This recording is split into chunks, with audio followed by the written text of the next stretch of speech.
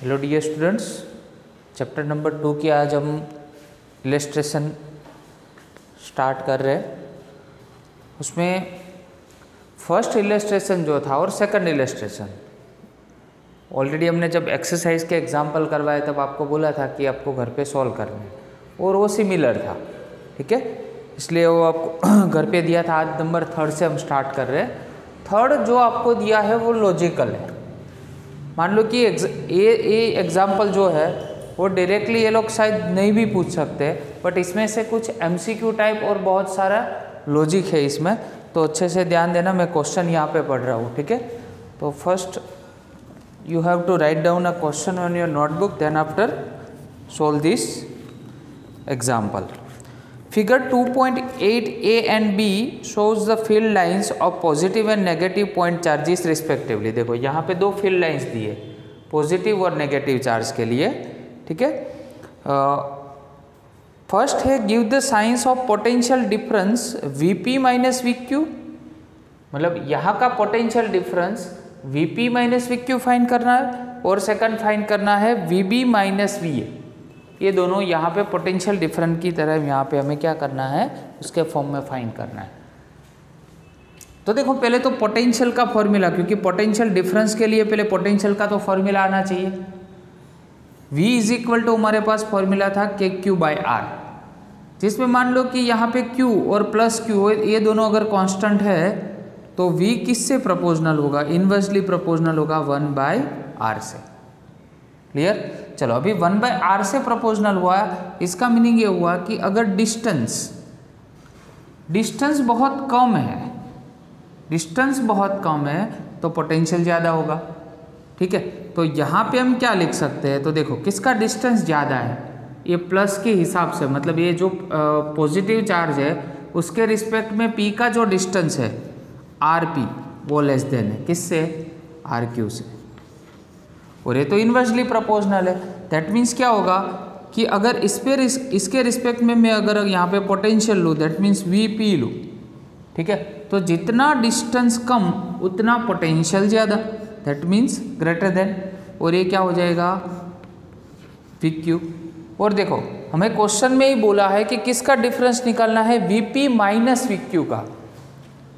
तो बहुत ही सिंपल है कि Vp और इसको मैं इस साइड पे लेके आओ, VQ क्या होगा, ग्रेटर देन 0। तो ये हो गया आंसर। तो Vp माइनस VQ मतलब potential difference between P and Q is always greater than 0 for this figure. Same वही सेकंड में, बट सेकंड में क्या करेंगे, तो यहाँ पे आपको दिया है जैसे V प्रोपोर्शनल टू यहाँ पे प्लस Q है तो माइनस Q हो जाएगा। तो सेम फार्मूला तो क्या बनेगा, -1/R। चलो अभी इसके लिए बताओ, चलो किसका डिस्टेंस ज़्यादा है और किसका कम है इसके रिस्पेक्ट में, तो कि भाई A का जो डिस्टेंस है वो कम है और B का डिस्टेंस क्या है, ग्रेटर है। आया समझ में। तो जिसका डिस्टेंस कम होगा उसका पोटेंशियल ज़्यादा होगा। चलो तो यहाँ पे VA का पोटेंशियल VB से क्या होगा, ग्रेटर होगा। और यहाँ पे हमें पूछा है VB माइनस VA, तो VB माइनस VA अगर आप लिखना चाहो तो इसमें से VB और VA को इस साइड पे लेके जाओ, ओके। देखो इस साइड पे लेके गए तो VB की साइड पे VB माइनस VA है, वो ऑलवेज क्या होगा, यहाँ पे ग्रेटर देन 0 होगा। क्या होगा, ग्रेटर देन 0। तो यहाँ पे जैसे देखो VA ग्रेटर देन VB मैंने लिखा, ओके। तो जो यहाँ पे मैंने माइनस किया तो इस साइड पे आंसर अपना क्या आया। या तो एक काम कर सकते हैं कि यहाँ पे आप ऐसा कर दो कि VA माइनस VB कर दो, ओके। VA माइनस जैसे मैंने VB कर दिया तो ये अपना जो आंसर था वो तो क्या हो गया, ग्रेटर देन 0। बट मेरे को तो VB माइनस VA चाहिए, ओके। तो VB माइनस VA मतलब क्या हो जाएगा, लेस देन 0। तो याद रखो ये दोनों में ये डिफरेंस है, मेन डिफरेंस, ओके।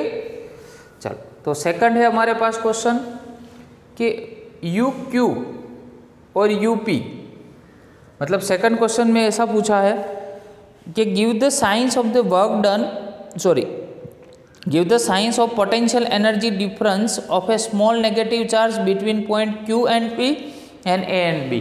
तो देखो यहाँ पे पोटेंशियल एनर्जी Q की ग्रेटर है P के रिस्पेक्ट में। कैसे? Q की पोटेंशियल एनर्जी ग्रेटर है P के रिस्पेक्ट में, क्योंकि देखो जितना ये चार्ज के नज़दीक होगा तो वहाँ पे उसका अट्रैक्टिव जो फोर्स होगा वो ज़्यादा होगा। तो अट्रैक्टिव फोर्स जितना ज़्यादा है तो इतना वो काइनेटिक कुछ मोशन में होगा, वो लेस पोटेंशियल होगा। तो इसमें पोटेंशियल एनर्जी ज़्यादा होगी क्योंकि ये ज़्यादा स्टेबल है, क्योंकि इसमें इसके कंपैरिजन में इसका अट्रैक्टिव फोर्स बहुत ही कम है। तो पोटेंशियल एनर्जी किसकी ग्रेटर हुई? तो Q की ग्रेटर हुई P के रिस्पेक्ट में। मतलब जितना डिस्टेंस से है उसकी उतनी एनर्जी क्या होगी? ज़्यादा होगी। आया समझ में? सेकंड वैसे ही से हम यहाँ पे देखते हैं, देखो अभी UA लेस देन UB, मतलब पोटेंशियल एनर्जी ऑफ B की जो पोटेंशियल एनर्जी वो ग्रेटर है। देखो सेम हुआ, यहाँ पे Q फार अवे था, यहाँ पे B फार अवे है, तो इसकी पोटेंशियल एनर्जी यहाँ पे क्या हो गई? ग्रेटर हो गई। ठीक है, तो इसकी वजह से आप यहाँ पे ये भी लिख सकते हो कि भाई UQ और माइनस UP आप लिखो तो वो भी क्या मिलेगा आपको? Greater than 0। एंड सेम यहाँ पे आपको पूछा है कि भाई UA और माइनस अगर मैं UB लिखूँ तो लेस देन क्या होगा? 0 होगा। तो पोटेंशियल एनर्जी का भी डिफरेंस आप यहाँ पे निकाल सकते हो। ओके, चलो तो सेम मतलब अगर इसमें आप अगर उल्टा करना चाहो तो क्या लिखोगे? तो UB माइनस UA, तो माइनस कॉमन निकल जाएगा, दैट मीन्स उसको मल्टीप्लाई करना पड़ेगा माइनस से, ये आगे हो जाएगा, ये पीछे हो जाएगा, दैट मीन्स इसमें क्या हो जाएगा? UB माइनस UA की तरफ पीछे की साइड। ठीक है, ओके, ये हो गया दोनों पोटेंशियल एनर्जी का। अभी C नंबर का क्वेश्चन पढ़ रहा हूँ। Give the sign of the work done by the field in moving a small positive charge from Q to P। अभी देखो small positive charge from Q to P, moving charge in a moving a positive charge from Q to P, मतलब यहाँ से अगर यहाँ पे आप लेके आते हो चार्ज को, ठीक है ना, तो हमें क्या करना पड़ेगा? वर्क डन करना पड़ेगा। और किसके अगेंस्ट में? तो भाई यहाँ पे तो इलेक्ट्रिक फील्ड है, तो इलेक्ट्रिक फील्ड में इसके अगेंस्ट में वर्क डन करना पड़ेगा। तो अगेंस्ट में वर्क कर रहे हैं, इसलिए वर्क डन ऑलवेज क्या होगा? नेगेटिव होगा, याद रखो। सेम वैसे ही दूसरा क्वेश्चन पूछा है D नंबर में, charge from B to A, देखो B टू A में, ओके, तो external agencies of work done is, देखो इसमें क्या है कि यहाँ पे जो एरोस थे वो आउटसाइड थे, यहाँ पे क्या थे? इनसाइड थे, तो इससे पूरा ऑपोजिट हो गया। तो यहाँ पे जैसे वर्क डन नेगेटिव आया तो इसमें वर्क डन क्या होगा? पॉजिटिव वर्क डन होगा। आया समझ में? क्योंकि उसी डायरेक्शन में है अपना जो इलेक्ट्रिक फील्ड की डायरेक्शन, उसी डायरेक्शन में, हमें अगेंस्ट में वर्क नहीं करवाना है, उसी डायरेक्शन में वर्क डन करवाना है, इसलिए। ओके, और सबसे लास्ट क्वेश्चन आपको पूछा है, does the kinetic energy of a small negative charge increase और decrease in going from B to A? अगर B टू A आप जा रहे हो, ठीक है, तो काइनेटिक एनर्जी क्या होगी? इंक्रीज होगी कि डिक्रीज होगी? तो देखो kinetic energy decrease from B to A, B to A जा रहे हो तो काइनेटिक एनर्जी डिक्रीज होगी due to force of repulsion. देखो यहाँ पे जैसे ही नज़दीक नज़दीक जाओगे तो मतलब यहाँ पे आपको पता है कि इलेक्ट्रिक फील्ड लाइन भी इनसाइड है, ठीक है, तो वहाँ पे फोर्स ऑफ एट्रैक्शन ज़्यादा लगेगा, सॉरी रिपल्जन ज़्यादा लगेगा। दैट मीन्स जितना रिपल्जन फोर्स होता है ना, तो दूर की साइड वो चार्ज जाने की ट्राई करता है। दैट मीन्स वहाँ पे काइनेटिक एनर्जी धीरे धीरे डिक्रीज होगी और पोटेंशियल एनर्जी वहाँ पे क्या होगी? इंक्रीज होगी। और वैसे देखो यहाँ पे भी हमने एक्चुअली तो देखा ही है कि जो पोटेंशियल एनर्जी का डिफरेंस है B माइनस A का, तो B की पोटेंशियल एनर्जी क्या है? ग्रेटर है A के कंपेरिजन में। ओके, तो B की पोटेंशियल एनर्जी ग्रेटर है, ठीक है, और A की पोटेंशियल एनर्जी क्या है? स्मॉलर है यहाँ पे। आया समझ में? क्योंकि ग्रेटर देन 0 है, तो डिफरेंस जो हमें यहाँ पे दिया है उसकी वजह से हम बोल सकते हैं कि यहाँ पे फोर्स ऑफ रिपल्जन की वजह से काइनेटिक एनर्जी क्या होगी? डिक्रीज होगी। ओके, चलो अभी एग्जाम्पल 2.4 में पढ़ रहा हूँ। 4 charges are arranged at the corner of square ABCD of side D। देखो एक स्क्वायर है, उसकी साइड यहाँ पे D है। दैट मीन्स यहाँ पे हम लिख देते हैं कि डायग्राम आपको दिया हुआ है, ठीक है। AB is equal to BC is equal to CD is equal to AD is equal to आपको दिया है D जितना। चलो find the work done required to put together this arrangement.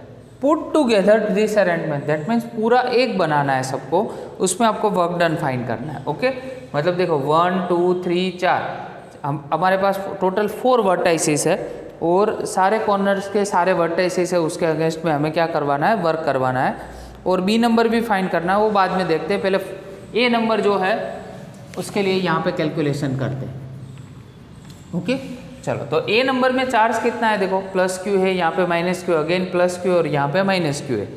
तो पहले तो work done needed to bring a charge plus q to A when no charge is present on the square.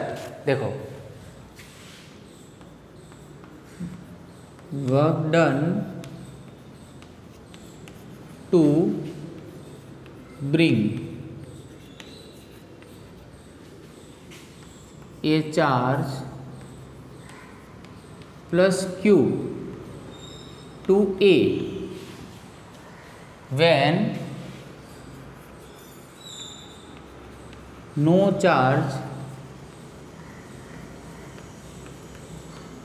is present on square। इसका meaning ये हुआ कि मान लो कि पहले कोई ए स्क्वायर पे कोई चार्ज था ही नहीं और हम प्लस क्यू को बाहर से कहीं से मतलब ए पॉइंट पे लेके आ रहे हैं, मतलब अपने पार तो अभी तो एक ही चार्ज हुआ। तो वर्क डन के लिए फॉर्मूला क्या था, तो याद करो ये फॉर्मूला का हम यूज़ कर रहे हैं, W is equal to V Q, ठीक है। और आप इसका जानते हो के क्यू, हम यहाँ पे Q1 लिख देते और यहाँ पे R1 और यहाँ पे हम कर देते दूसरा चार्ज जो हमारा है Q2। तो अल्टीमेट तो फॉर्मूला ये यूज़ करेंगे। अभी हमारे पास तो एक ही चार्ज है, तो टोटल वर्क डन इसके लिए अगर आपने यहाँ पे फाइंड करना चाहा तो वो क्या बन जाएगा, 0। उसमें कोई वर्क डन हमें मिलेगा नहीं, क्योंकि एक ही चार्ज है, सेकंड चार्ज हमारे पास नहीं है इसलिए। ओके चलो अभी देखो जब भी हम बी पे जाते हैं, मतलब बी पे माइनस क्यू जब पुट करते हैं तब इसकी इफेक्ट यहाँ पे लगती है। ओके तो आपको ऐसा दिया हुआ है कि work needed to bring minus q to B when plus q is at A. Work needed to bring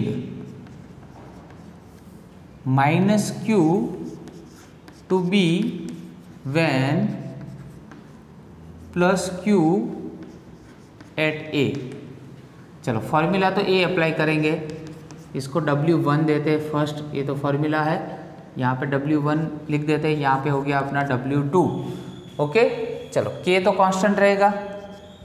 अभी बताओ यहाँ का चार्ज वो माइनस क्यू है और इसकी इफेक्ट मतलब ये जो प्रेजेंट है तब की बात कर रहे हैं, और ये दोनों के बीच का जो डिस्टेंस है वो कितना अपने पास D जितना डिस्टेंस है, तो W2 हो गया। चलो सेम वैसे ही आगे लिखते जाते हैं, वर्क नीडेड टू ब्रिंग, कितना चार्ज है यहाँ पे अपना plus Q charge to C when plus Q at A and minus Q at B. तो सेम एज इट इज़ आगे लिखना है, ठीक है। चलो अभी यहाँ से यहाँ तक का हमें वर्क डन निकालना है और यहाँ से यहाँ तक का निकालना है। देखो यहाँ पे पहुँचे तो इसकी इफेक्ट और इसकी इफेक्ट दोनों की इफेक्ट लेनी है। तो ये तो क्या हो गया अपना डायगोनल हो गया, तो पहले डायगोनल मतलब ए डी हो गया, डी हो गया, तो पाइथागोरस पहले अप्लाई कर देते।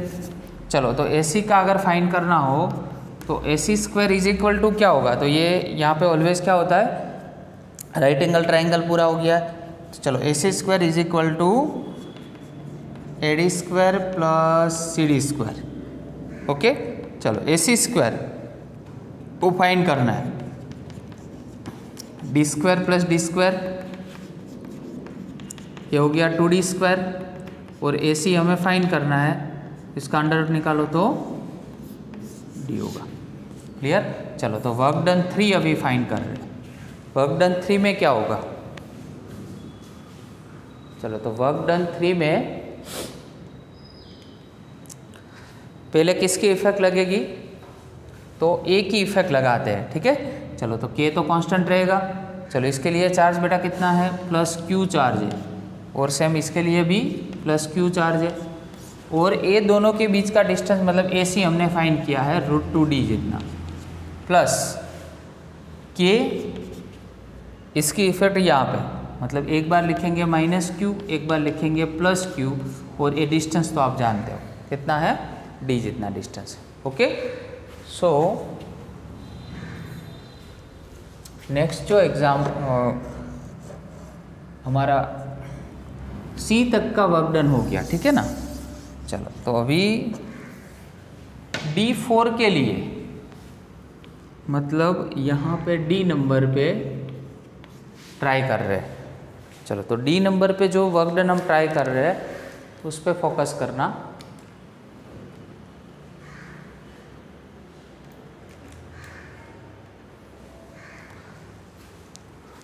तो D नंबर पे 3 चार्ज की इफेक्ट लगेगी, A, B और C की।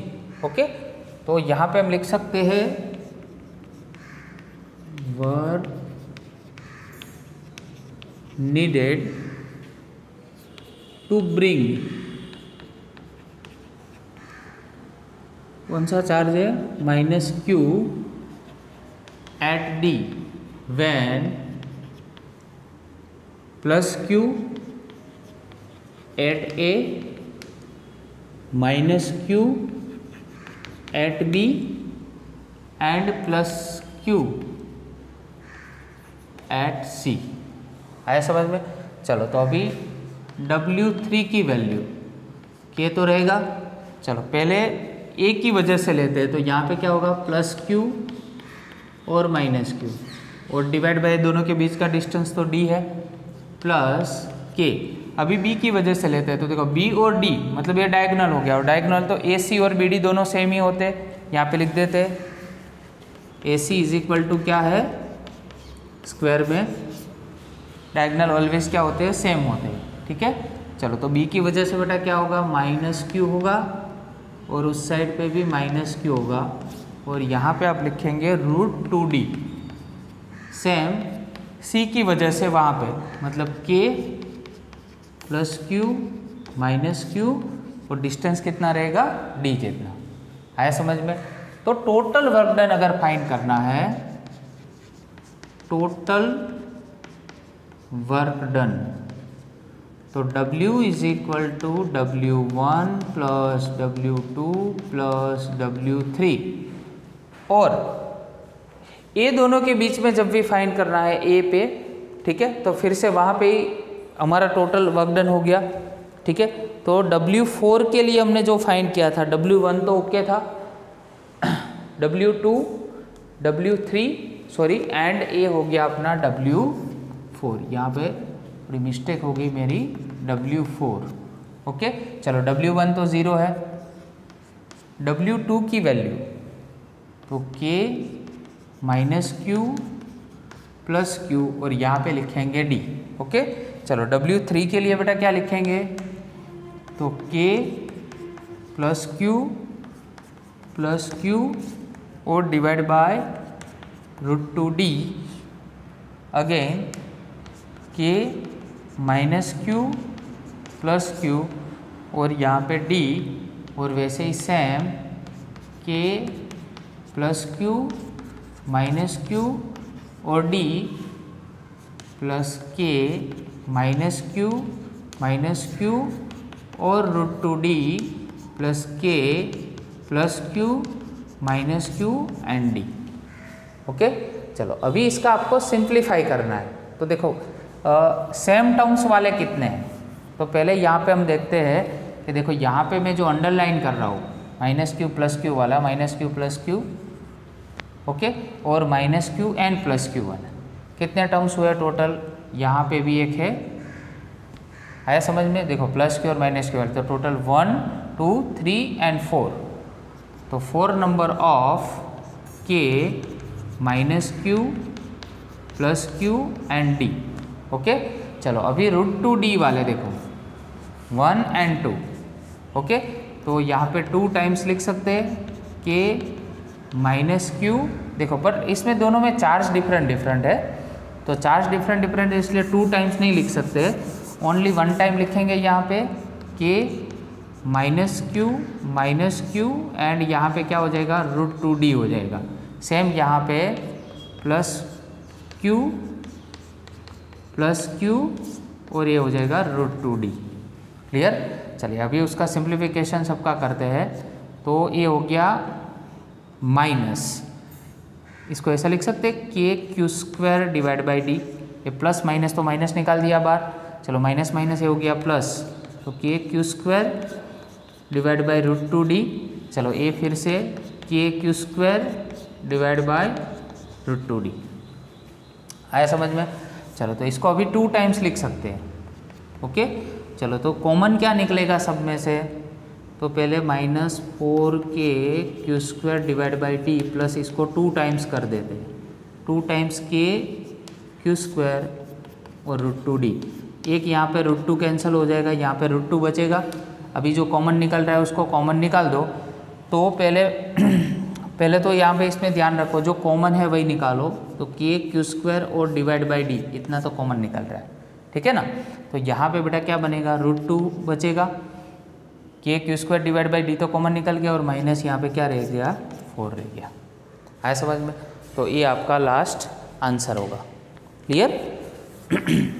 चलो, तो दूसरी बात ये है कि दूसरा आपको इसमें और फाइंड करना है पोटेंशियल डिफरेंस। तो पोटेंशियल डिफरेंस के लिए मैं हिंट बता देता हूँ कि V = WQ का हमें यूज़ करना है, ठीक है? तो V का फॉर्मूला तो आप जानते हो, V = KQ/R। सेम वहाँ पे A पॉइंट पे B, C और D, A पॉइंट पे अगर आप कर सकते हो, ठीक है? तो चारों पॉइंट पे आपको क्या करना है? पहले पोटेंशियल फाइंड करना है, और वो जो पोटेंशियल आए वो पोटेंशियल की वैल्यू ऑलवेज 0 होगी, उसमें आप फाइंड कर लेना। तो उसको W = VQ वो फॉर्मूला में रखोगे, तो V अगर 0 है तो वर्क डन भी क्या होगा? उसमें 0 होगा। ओके, चलो तो ये हो गया अपना एग्जाम्पल 2.4। आज मैं आपको और 2 एग्जाम्पल अपने आप करने को देता हूँ होमवर्क में। एग्जाम्पल नंबर 2.5 आपको समझ में आ जाएगा, वो आप अपने आप कर लेना, ठीक है? और 2.7 वो भी लॉजिकल है, बाकी 2.6 हम कल करवाएंगे, नेक्स्ट टाइम नेक्स्ट लेक्चर में हो जाएगा, ठीक है? तो आज का आपका ड्यूटी है कि 2.5 एंड 2.7 ये दोनों एग्जाम्पल होमवर्क में करने। Okay, thank you very much.